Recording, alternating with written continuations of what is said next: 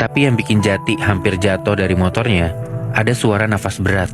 Nafasnya pelan, berat, dan panas seolah-olah mau ngebisikin sesuatu ke kupingnya Jati. Nafas ini kayak terlalu nyata aja gitu buat sosok bayangan. Jati langsung ngerem mendadak motornya, dan tahu nggak? Sosok ini nggak ikut stop, Nat, Moy.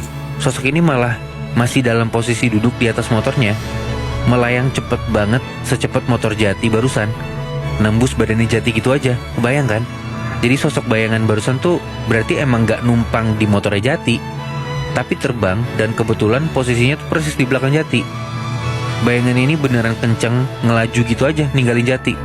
Dan apesnya lagi, gak tahu kenapa, tapi motornya tuh jadi mogok. Mesinnya gak nyala. Terus pas Jati nyoba buat norok atau kayak ngedorong motornya ini sambil dia masih di atas motornya, jalannya tuh berat banget. Bannya kayak yang tiba-tiba macet gitu, kayak emang ada yang sengaja nahan. Dan pas Jati turun dari motor buat ngecek ban belakangnya, ada bekas tanah tapi kebentuk tangan berjari gitu, Nat, Moy. 4 jari. Cobaan apa lagi nih, kata si Jati. Karena dia panik dan takut, tanpa pikir panjang, Jati coba buat langsung ambil paket yang mau dikirimin dari motornya ini. Terus langsung lari aja, ninggalin motornya gitu aja. Karena dia ngerasa udah gak aman aja di situ. Jati lari ke arah berlawanan, ke arah yang ada pos ronda sama batu gede itu. Tapi kali ini jalannya gak lurus, Nat, Moy. Tapi belok-belok dan muter-muter gitu. Bedanya kali ini, di sekitaran pohon beringin yang udah dilewatin beberapa kali itu, tiba-tiba udah ada sekerumunan bapak-bapak lagi pada ngumpul ngerubungin sesuatu. Jadi teriak-teriak manggil minta tolong, sembari lari nyamperin si gerombolan ini. Tapi yang gak digubris aja, kerumunan orang ini tuh kayak cuman diem anteng sambil terus ngeliat ke arah bawah, ke arah sesuatu yang mereka lagi kerubungin itu. Dan baru aja Jati sampai di kerumunan orang ini dan nyoba nyempil buat cari tahu ada apa di situ, Jati tuh malah tambah kaget, Nat, Moy. Kenapa? Karena soalnya ternyata mereka itu lagi ngerubunin ada jenazah bapak-bapak kurus kering gitu, tapi kepalanya, tangannya, sama bagian pusar ke bawah itu udah jadi kebelah gitu aja. Jadi kayak korban abis kecincang atau kecelakaan kerja masuk ke alat penggiling gitu, Nat, Moy. Serem banget. Terus si sosok jenazah ini yang udah tercerai-berai badannya barusan, ternyata belum mati.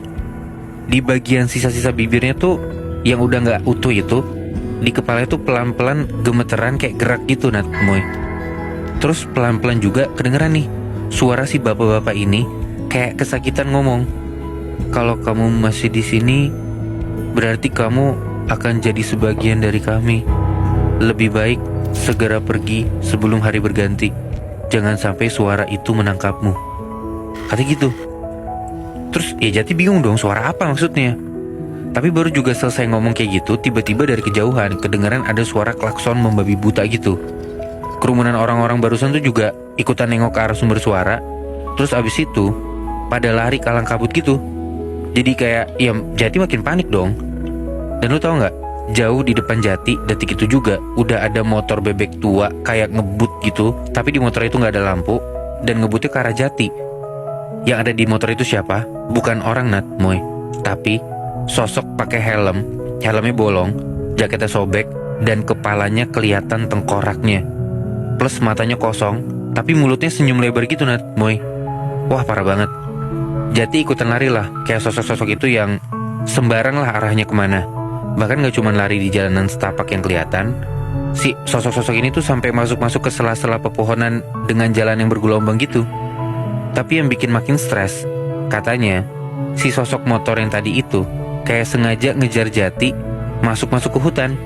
Padahal yang lari kan gak cuma Jati doang gitu kan. Kenapa Jati yang dikejar gitu? Tapi syukur banget, akhirnya setelah beberapa saat Jati lari, dia nemu juga tuh jalan keluar dari tempat itu. Dan pas akhirnya Jati beneran keluar, sosok-sosok tadi tuh yang ada di belakang Jati hilang gitu aja. Jati cuma lemes aja di situ pokoknya. Terus bruk, tiba-tiba dia jatuh duduk ke tanah saking capeknya. Intinya setelah semuanya selesai, Jati baru sadar, Nat, Moy. Dia ini gak sekedar nyasar doang. Dia ini tadi tuh masuk ke jalur yang bahkan di Google Maps pun gak akan mungkin nangkap lokasinya.